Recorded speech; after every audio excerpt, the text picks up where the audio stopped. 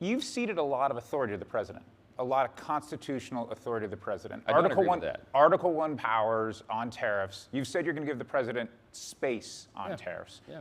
How much time are you going to give him?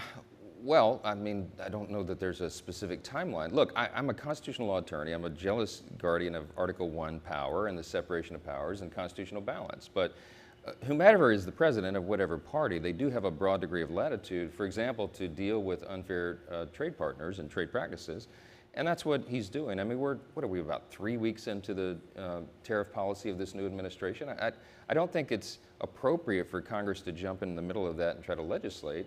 I think the executive has a broad array of authority that's been recognized over the years. If it gets close to where the imbalance is there, then we would step in. But I think the first protocol, to be very frank, is I would call the president and talk with him about that and tell him our concerns. But right now, I think ultimately this policy is going to achieve the desired outcome, and it's going to be good for the country, and so we're applauding that. Right now, the clock that you have set, at least on the rule that you attach to the reconciliation, is till the end of September, and that's going to prevent individual members from bringing something to the floor on tariffs.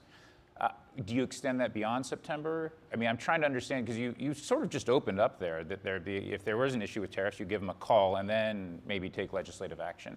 Yeah, well, look, we work we're a consensus building body.